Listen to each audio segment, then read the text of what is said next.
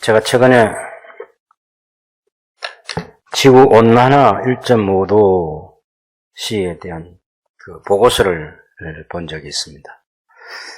지금 사실 어제 제 성도님들의 여러 요청과 또 장로님들께서 이 코로나 상황에 대한 염려를 하는 가운데 오늘과 같은 이런 예배 환경을 우리가 만들어야 했습니다. 이곳에 오신 분들도 감사하고 또 개인적으로나 가정에서 이러한 때를 잘 분별해서 또 영상 예배 참여하신 모든 성도님들께도 감사를 드립니다.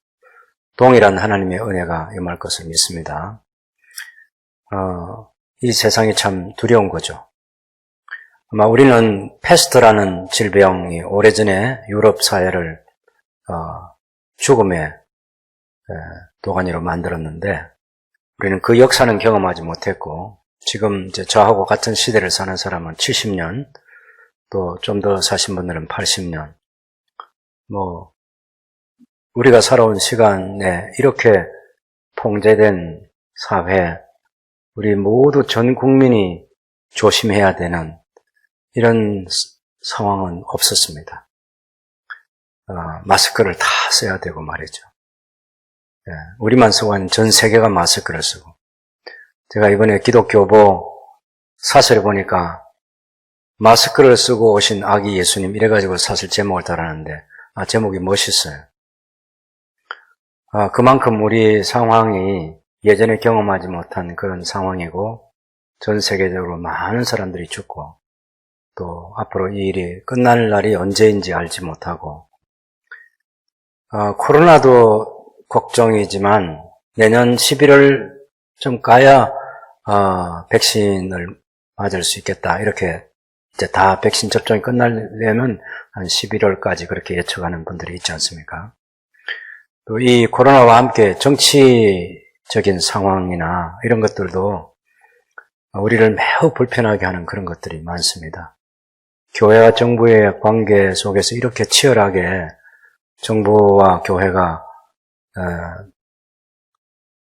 얼굴을 맞대고 예배 환경을 어떻게 할 것인지 그렇게 논의한 적이 없었습니다. 이 코로나 때문에 있었고 아주 지난 몇 달 동안도 치열했고 지금 최근도 매주 만나서 대화하고 이런 연말 연시에 또 성탄 예배도 있고 새해 예배도 있는데 어떻게 할 거냐 이런 거 가지고 계속 대화하고 그런 상황에 놓여 있습니다. 그래도 이 코로나라고 하는 것이 우리가 마음대로 할 수 있는 그런 것이 아니기 때문에 참 두려운 거죠. 두렵고 지금은 제가 저는 이제 전국에 다니면서 그래도 좀 사람들을 많이 만나는 그런 사람이기는 한데 다 긴장하고 조심하고 예외 없습니다. 저희는 식당에도 잘 안 가고 도시락 사서 먹는 경우가 많고 그것도 거리를 10m 정도나 이렇게 뛰어 앉기도 하고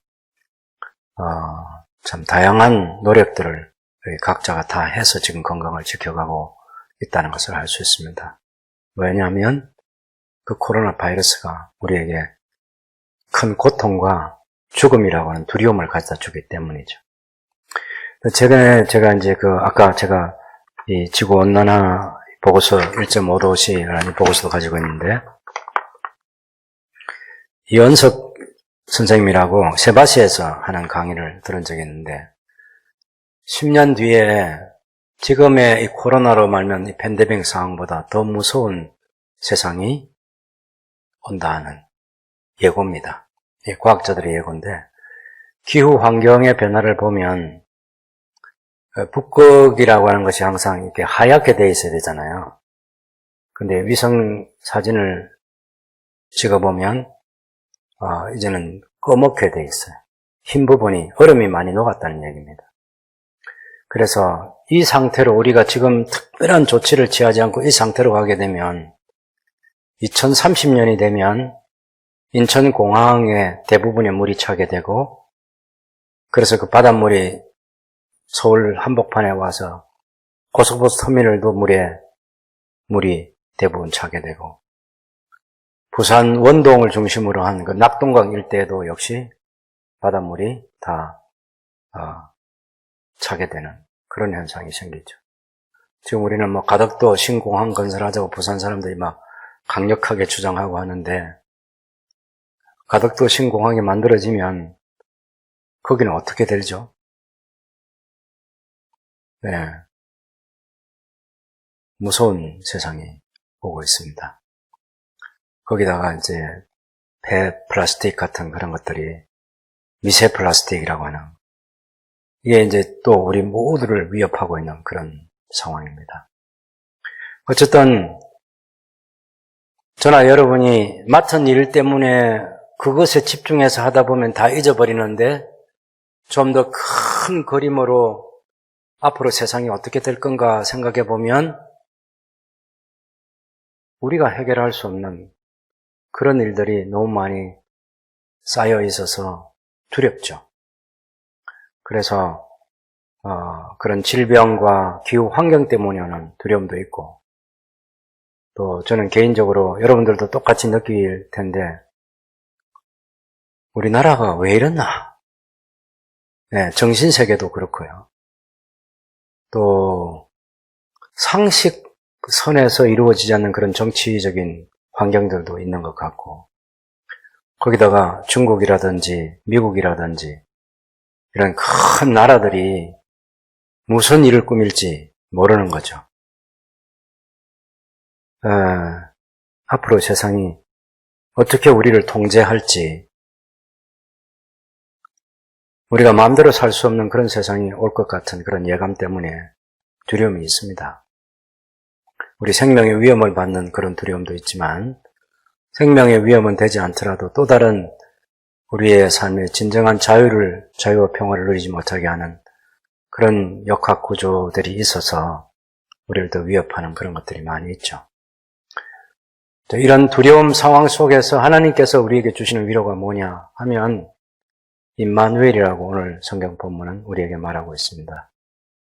이사야서 7장 1절에서 8장 8절까지 읽었는데, 이것은 그 시대 아하스 왕 때입니다. 우시아 왕 50년 넘게 유다를 다스리면서 가장 부강한 유다를 만들었던 우시아 왕이 죽고, 그 아들 요담이 죽고, 이어서 이제 우시아의 손자인 아하스가 다스릴 때 이 국제 관계가 묘한 일이 일어났습니다. 그것은 이제 아수르라고 하는 이 나라가 제국주의를 꿈꾸고, 저 동북 쪽에서 이제 서쪽으로 이렇게 큰 나라가 이제 힘을 가지고 차근차근 정복해 오는 거죠. 이 아수르라는 이 제국을 막기 위해서 유다 위쪽에 있는 북이스라엘과 북이스라엘 동북쪽에 있는 시리아, 아람이죠, 동맹을 맺어가지고 아수르를 대항하려고 하는데, 두 나라가 대항하는 것보다는 남쪽 유다가 함께하면 더 힘이 있지 않겠나 해서 유다 왕 아하스를 끌어들이려고 하는데, 아하스가 그것을 거절합니다.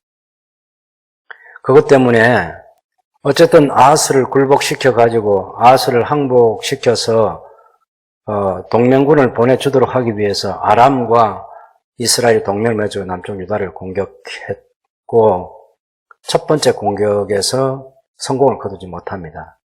두 번째 공격하게 됐는데, 이때는 1차 공격에 대한 공격 때 있었던 그런 일들 때문에 아하스가 너무 두려워하고, 왕뿐만 아니라 백성들 전체가 두려워하는 그런 일이 벌어졌을 때, 그때 아하스는 또한 1차 침공이 있고 나서 자기대로는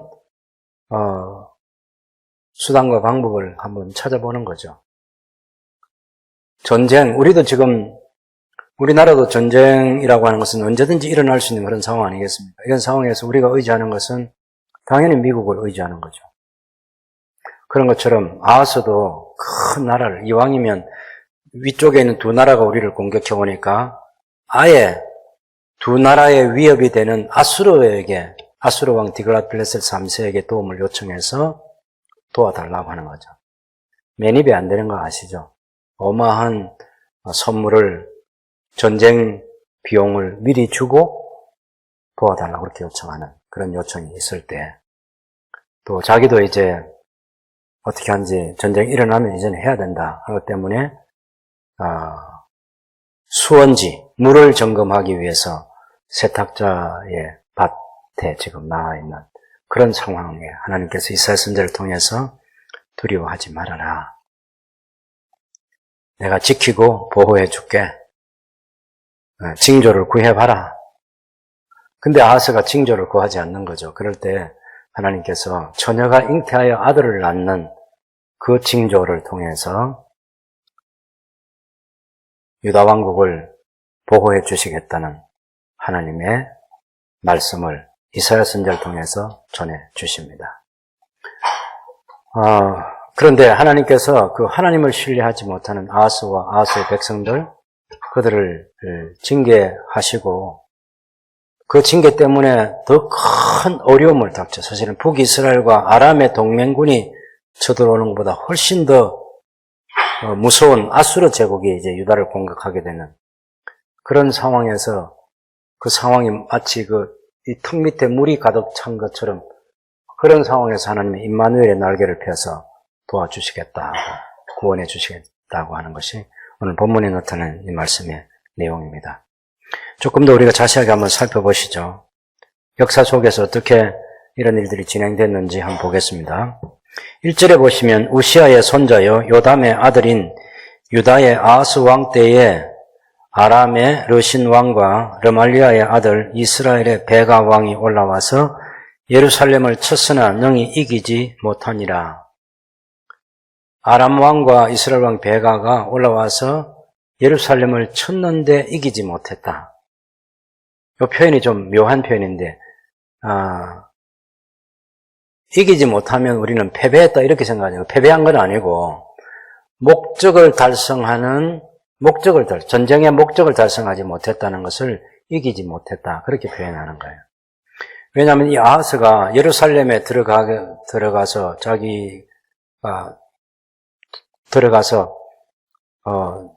거기서 나오지 않으면, 예루살렘은 하나님께서 허락하지 않으면 그 누구도 예루살렘을 함락시킬 수는 없습니다. 예루살렘 성벽을 들어갈 수는 없어요. 그러니까 이 아람 왕과 이스라엘 왕이 다른 데서는 전쟁을 해가지고 이겼습니다. 그런데 여기 예루살렘은 공격하지 못해서 아하스 왕을 굴복시켜서 항복을 받아내가지고 동맹군을 얻는데 그것은 성공하지 못했다. 그런 표현을 이기지 못했다. 그렇게 말하고 있어요. 여러분 역대하 28장을 한번 보실래요? 본문 읽지는 않았습니다만은 역대하 28장을 보시면 5절을 한번 보겠습니다. 실제로 이 제1차 침공 때 어떤 일이 일어났는지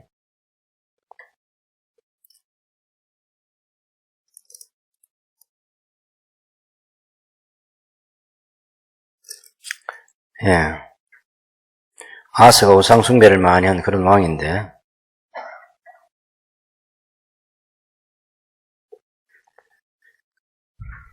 이방 사람의 가정한 일들을 본받아서 그 자녀들을 불사르는 몰렉에게 제사를 드리는 그런 일까지 했습니다. 5절에 보면 28장 5절에 그러므로 그의 하나님 이 아하스의 하나님 여호와께서 그를 아람 왕의 손에 넘기심에 그들이 쳐서 심히 많은 무리를 사로잡아 다메섹으로 갔으며 또 이스라엘 왕의 손에 넘기심에 그가 쳐서 크게 살육하였으니 이는 그의 조상들의 하나님 여호와를 버렸음이라.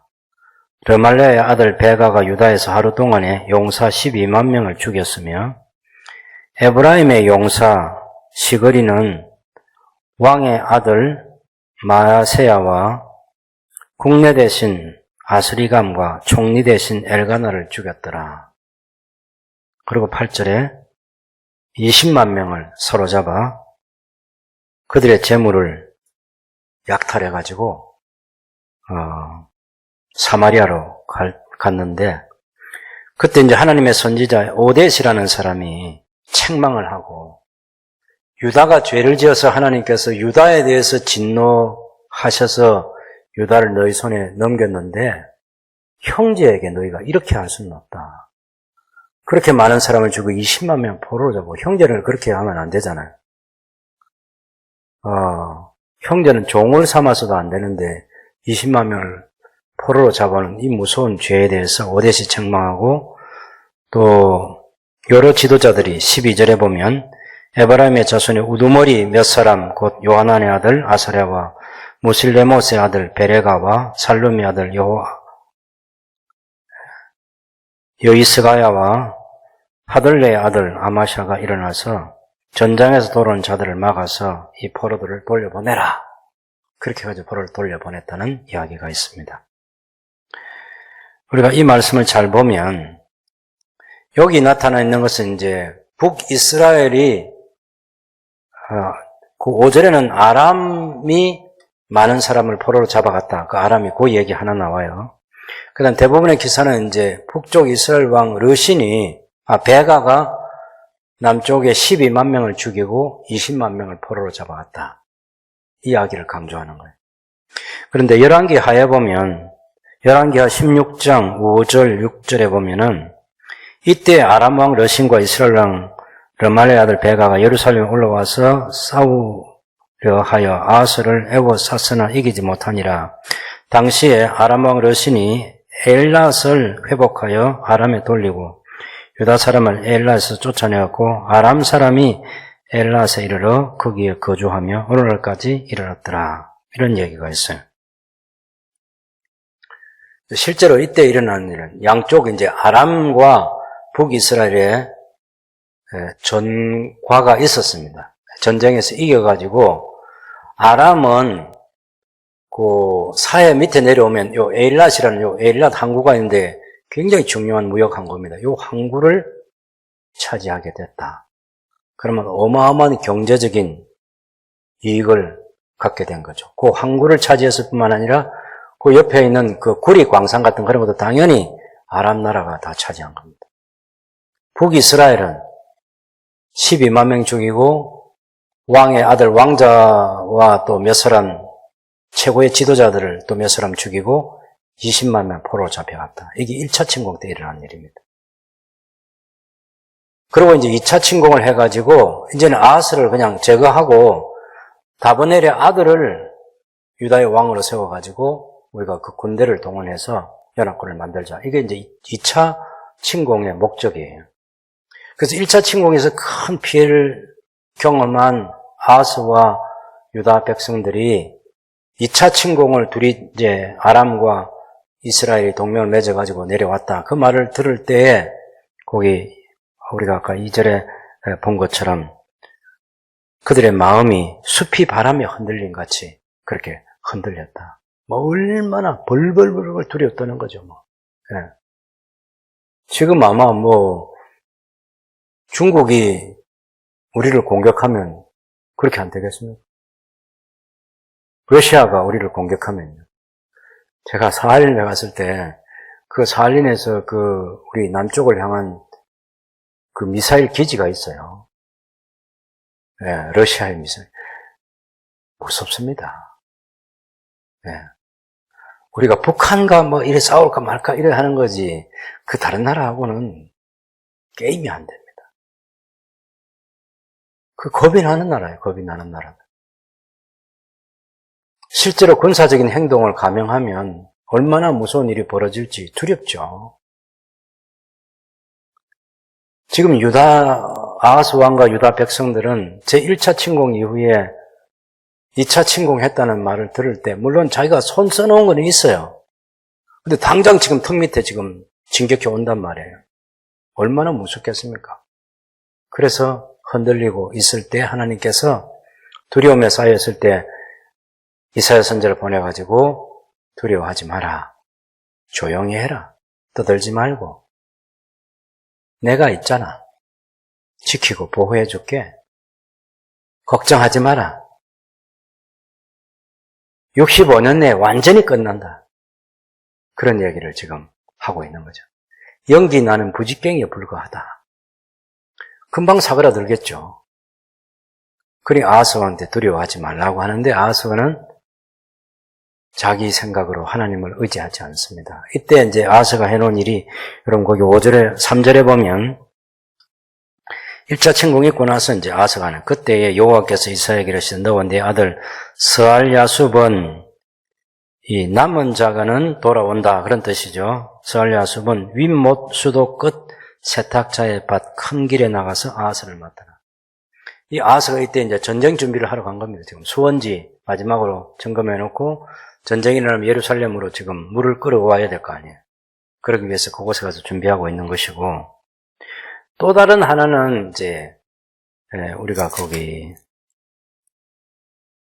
7장 13절에 보면 하나님께서 내가 너를 돕는다는 징조를 네가 깊은 데든지 높은 데서든지 구하면 내가 보여주겠다 하는데 12절에 아하스가 이르되 나는 구하지 아니하겠나이다. 나는 여호와를 시험하지 아니하겠나이다. 굉장히 신앙적인 말 같지만 숨어있는 내용은 저는 제가 이미 손쓸 일들을 다 해놨습니다. 그 얘기가 아수르 왕 디글랏빌레셀 3세에게 도움을 요청해서 많은 전쟁 비용을 미리 선불로 지급하고 그리고 북이스라엘과 아람을 손봐달라고 그렇게 요청해 놓은 상태입니다. 그러면 하나님 안 도와줘도 저 큰 제국이 우리를 도와줄 건데 하나님 막 괜히 그런 징조 같은 거 그런 거 보여줄 필요 없습니다. 이게 불신앙의 말이에요. 불신앙. 아하스가 했던 것은 자기 스스로 전쟁 준비하는 거. 또 아수르 제국의 힘을 빌려서 북쪽 시리아, 아람과 이스라엘을 침공하게 만들어서 자기를 보호해달라는 그런 요청을 해놓은 것입니다. 우선 이때 하나님께서 두려워하지 말라고 하면서 그 두 나라가 굉장히 대단해 보이지만 연기나는 부지기에 불과해서 곧 사라질 것이고 그게 4절의 말씀이고 또 6절에 에브라임의 왕 베가하고 아람 왕 르신이 올라왔지만 그들이 올라와서 6절에 보면 유다를 쳐서 그것을 쓰러뜨리고 우리를 위하여 그것을 무너뜨리고 다브엘의 아들을 그 중에 세워 왕으로 삼자. 그렇게 해서 이제 동맹군을 만들어서 이제 아수르를 대항하려는 거죠. 그렇게 했지만 주 여호와의 말씀이 그 일은 서지 못하고 이루어지지 못한다. 는 겁니다. 왜냐하면 하나님께서 지금 아수르를 통해서 지금 북이스라엘과 아람을 징계하실 거거든요.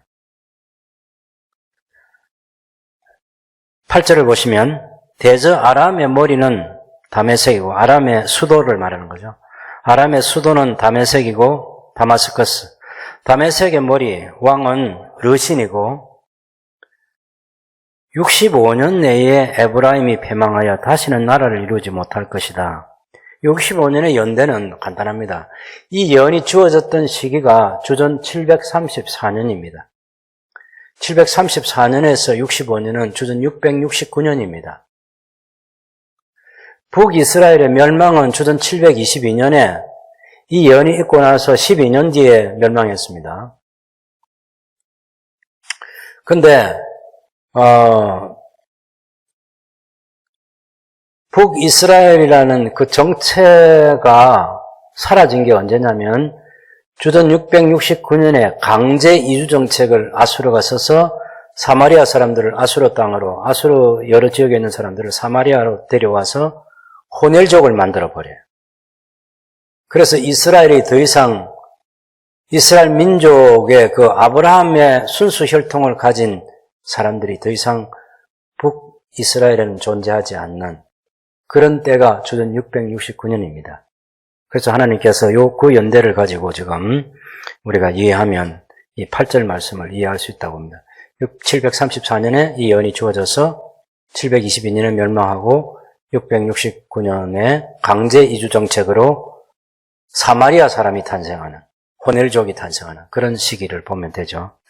근데 북이스라엘 멸망과 관련해서는 여러분 거기 15절에 가서 제가 다시 말씀드리겠습니다. 그래서 하나님께서 이제 걱정하지 마라. 65년이면 다 끝난다. 그래 놓으시고 내가 너희를 지키겠다는 이 약속을 하나님이 하시면서 징조를 구해라.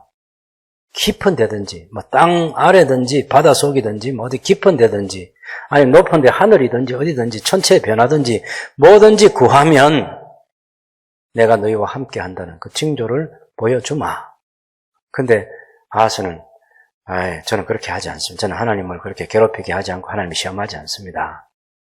그 말은 조금 전에 제가 말씀드린 것처럼 아수르의 디글라필레셀 3세 왕에게 도움을 요청해 놓은 상태이기 때문에 손 다 써놔서 그 나라가 와서 손 봐주면 되는데 굳이 뭐 하나님까지 이렇게 생각하는 거죠. 그래서 이사야 선지자가 책망을 하고 다윗의 집이여 하면서 13절에 다윗의 집이여 원하건대 들을지어다. 너희가 사람을 괴롭히고 그것을 작은 일로 여겨 또 나의 하나님을 괴롭히려 하느냐. 그런데 너희는 안 믿어도 너희는 안 믿어도 여호와께서는 그러므로 주께서 친히 징조를 안 구하니까 하나님의 언약 백성들이잖아요. 망하도록 버려둘 수가 없습니다. 그래서 하나님께서 친히 징조를 안 구하는데 친히 징조를 주시겠다면서 보라, 처녀가 잉태하여 아들을 낳을 것이고 그 이름을 임마누엘이라 하리라 하고, 물론 이미 저와 여러분은 마태복음 1장을 통해서 예수님이 탄생하셨을 때 이 예언의 말씀이 성취됐다는 사실을 알 수 있습니다. 중요한 것은요, 그럼 7장 14절에는 그 처녀가 잉태하여 아들을 낳는데 그 아들의 이름이 임마누엘이라고 그랬어요. 근데 15절에 그가 악을 버리며 선을 택할 줄 알 때가 되면 엉긴 젖과 꿀을 먹을 것이라.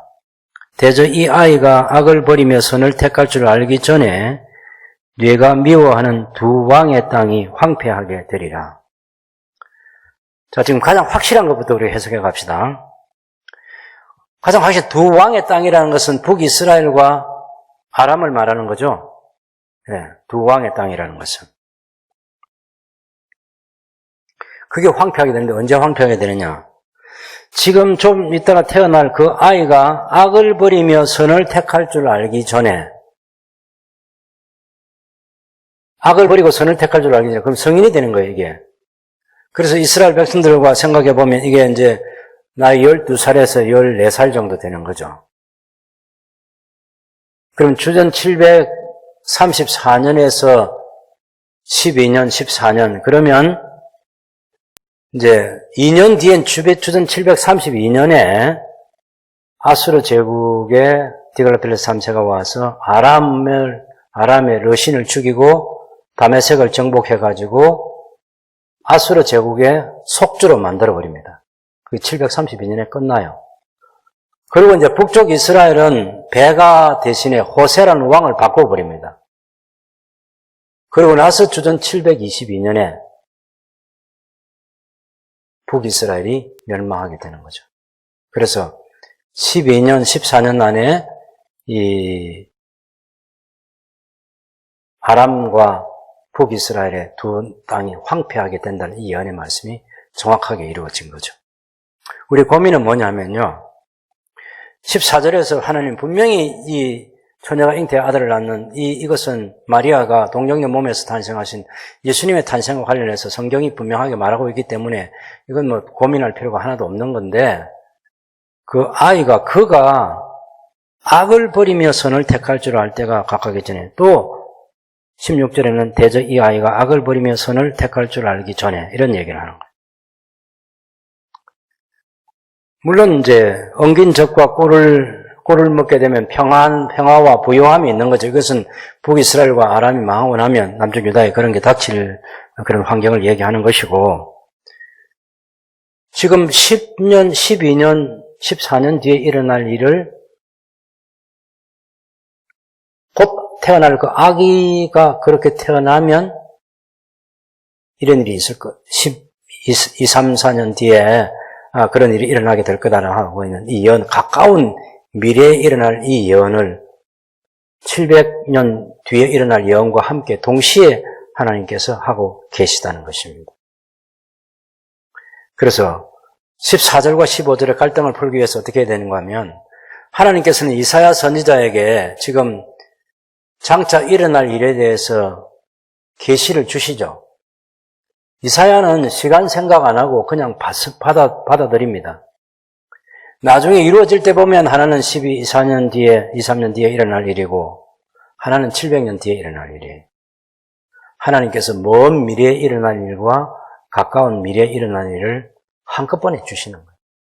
그래서 우리가 베드로전서에 보면 선지자들이 하나님께서 당신의 백성들을 구원하시는 그 구원에 대해서는 선지자들이 먼저 계시를 받아놓고 그것을 충분히 살펴보고 연구하고 언제 어떻게 이루어질지를 하는 그런 일들이 선지자들이 하는 일이에요.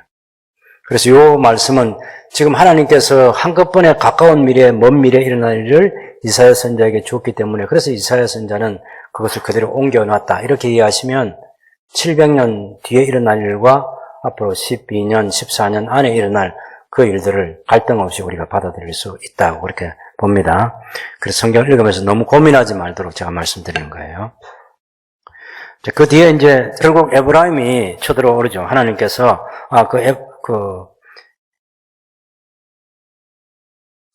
이제 북이스라엘과 아람이 멸망하고 나서 17절에 보면 여호와께서 에브라임이 유다를 떠날 때부터 당하여 보지 못한 날을 너와 내 백성과 내 아버지 집에 임하게 하시리니 곧 아수르 왕이 오는 날이라.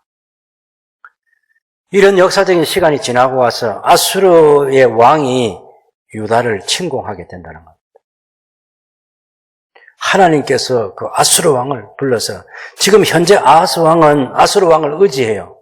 그런데 하나님께서는 또 다른 아수르 왕을 통해서 유다를 심판하시겠다고 말씀하시는 것입니다.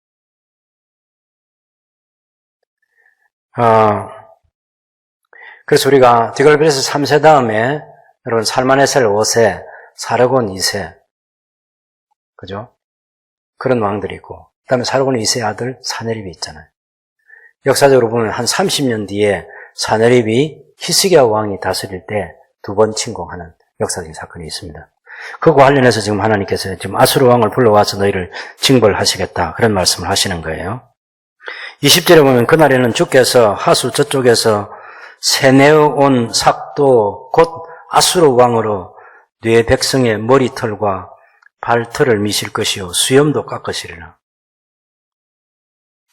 여러분 머리털 밀고 수염 깎는 거는 이해가 되는 발가락에 그 털이 있으면 얼마나 있겠습니까? 발에.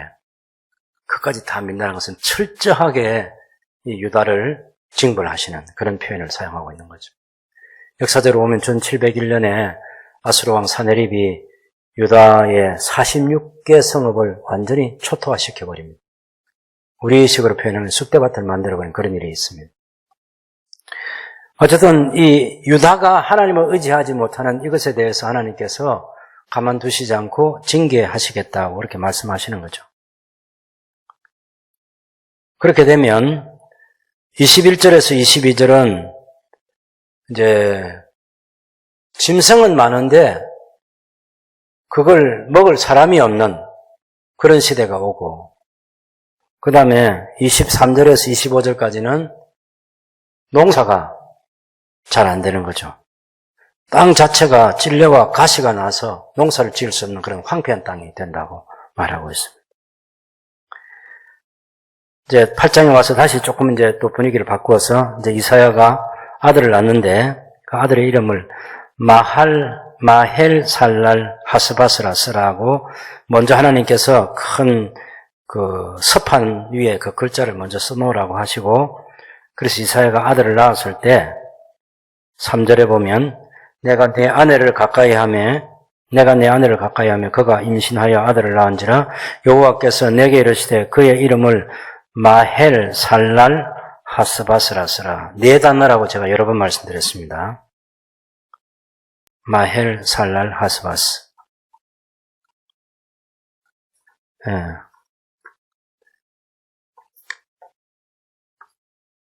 그 마헬을 하면 서두르다, 재촉하다 그런 뜻이고요. 살랄은 약탈한다는 말입니다. 약탈한다. 그 다음에 또 다른 단어로 표현됐지만 하시라는 이것도 서두르다, 재촉하다 그런 뜻이고 또 바시라는 그것도 바즈는 이 말도 약탈한다는 그런 뜻이 있어요. 그러니까 빨리 약탈을 하고 빨리 약탈하고. 그러니까 쳐들어오면 완전히 어떤 한 성을 정복한다 그러면 그 점령군들에게 3일 동안에 모든 물품은 너희 것이다. 그러면 약탈하기 시작하면 빨리 챙겨가지고 지금 나갈 거니까. 사람들 죽이는 일, 분해자들을 강간하는 일, 재물을 약탈하는 일, 그 점령군에게 주어지는 혜택입니다. 그런 일들이 있게 될 것이라고 지금 하나님께서 예언해 두는 거죠. 마헬, 살랄, 하스바스. 그래서 이사야 선자가 이것을 언제 경험하느냐면은 30년 뒤에 이제 경험하는 거죠. 그 노량물이 여러분 사절을 보시면 이는 이 아이가 내 아빠 내 엄마라 부를 줄 알기 전에 다메섹의 재물을 다메섹의 재물과 사마리아 노량물이 아수르 왕 앞에 옮겨질 것이다. 그리고는 이제 아람과 이스라엘에 대한 심판이 그 8장 1절에서 4절까지고 5절부터는 유다에 대한 심판입니다. 유다가 이 백성이 천천히는 실로아 물을 버리고 하나님을 상징하죠. 실로아 물을 버리고 르신과 르말레의 아들을 기뻐하느니라. 그러므로 주 내가 흉용하고 창이란 큰 하수 곧 아수르 왕과 그의 모든 위력으로 그들을 뒤덮을 것이라. 그 모든 골짜기에 차고 모든 언덕에 넘쳐 흘러 유다에 들어와서 가득하여 목에까지 미치리라. 임마누엘이여 그가 펴는 날개가 내 땅에 가득하리라. 제가 조금 전에 설명을 그 사내립 때에 일어난 일을 얘기했는데 사실 8장 1절부터 4절까지는 지금 디글랏빌레스 3세가 북이스라엘과 아람 나라를 침공해가지고 탈취해가는 그 장면을 이야기하는 것이고 요 5절부터 이제 8절까지 이야기가 주전 701년에 그 사내립이 올라와가지고 46개 성읍을 초토화시키고 이 히스기야가 어마어마한 전쟁 비용을 배상해주는 이야기가 있습니다. 금 1톤, 은 11톤이라는 그런, 그 당시 전쟁 배상금은 참 너무 가혹했습니다. 그래서 오죽하면 히스기야가 성경 기둥에 있는 입혀놓은 금, 그것까지 벗겨가지고, 전쟁 배상금으로 물어줬겠습니까? 그건 701년에 일어났던 일입니다. 그 전쟁이 있고 나서 이제 하나님께서 히스기야를 치셔서 너 이제 집 정리해라. 그리고 히스기야 죽을 병에 걸려서 참 하나님께 집 정리를 하라니까 하나님께 회개하고 전적으로 하나님 의지하고 기도해서 하나님 용서해 주시고 15년간 생명 연장 시켜주잖아요. 그 15년간 생명 연장 받았을 때 그때 히스기야가 한 일이 뭐냐면요. 자기 아버지가 똑같이 했습니다. 아하스 왕이 북이스라엘과 아람이 침공할 때 아수르 제국을 의지했던 것처럼 1차 침공에 아수르 제국이 유다를 공격하고 나서 히스기야는 아주 힘없는 바벨론과 동맹을 맺고 또 이사야 선자가 3년이나 벗은 발로 출퇴근하면서 이집트와 동맹을 맺지 말라고 한 그 이집트와 동맹을 맺습니다. 그래서 사내립이 제2차 침공을 하는 거예요. 2차 침공을 해가지고 그때는 18만 5천 명을 거느리고 와서 예루살렘을 1년 6개월 동안 보유해가지고 완전히 쓸어버리려고 했습니다. 저는 그 1년 6개월의 시간이 중요하다고 봐요. 결국 히스기야와 그 히스기야의 백성들이 1년 6개월 동안 이길 방법이 없잖아요. 물리칠 방법이 없어요. 그래서 전적으로 하나님만 의지하게 됩니다. 그 시간 하나님 주신 시간이 1년 6개월이라고 보시면 됩니다. 그래가지고 히스기야가 이사야 선자에게 도움을 요청하고 자기도 랍사게가 가져온 그 편지를 들고 성전에 올라가서 정말 눈물로 하나님께 간구하고 모든 백성들이 하나님을 바라보게 하고 그럴 때 하나님께서 아수르 군대가 화살 하나도 쏘지 못하도록 내가 너를 지키고 보호해 주겠다고. 그래서 하룻밤에 18만 5천 명이 죽은 거죠. 거기 여러분 보시면 거기 8장 8절에 그 아수르 제국이 쳐들어오는 장면입니다, 그게. 그 모든 골짜기에 차고 모든 언덕에 넘쳐 흘러 유다에 들어와서 가득하여 목에까지 미치리라. 그때 임마누엘이여, 임마누엘이시여, 그 임마누엘이 펴는 날개가 유다 땅에 가득하게 펼쳐져서 유다를 지키고 보호해 주시겠다. 이 예언을 사실은 30년 전에 하시고 30년 뒤에 이 역사가 이루어졌습니다.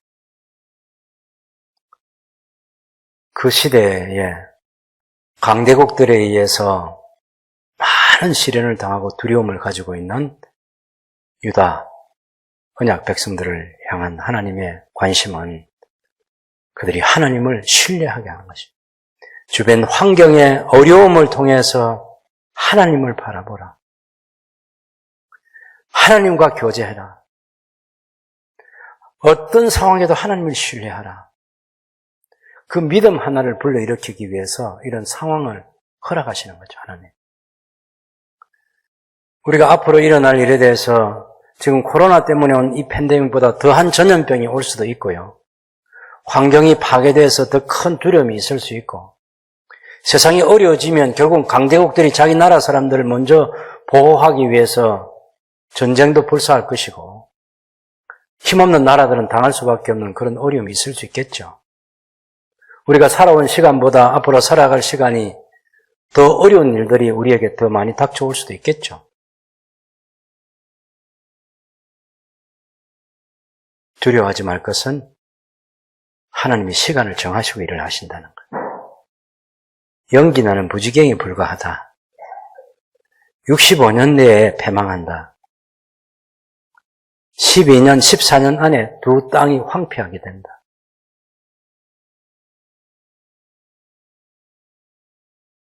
여러분, 누가 시간을 정할 수 있겠습니까? 누가 연대를 정할 수 있나요? 절대 주권을 가지신 전능하신 하나님이 아니시면 시간 발표를 못하는 거죠.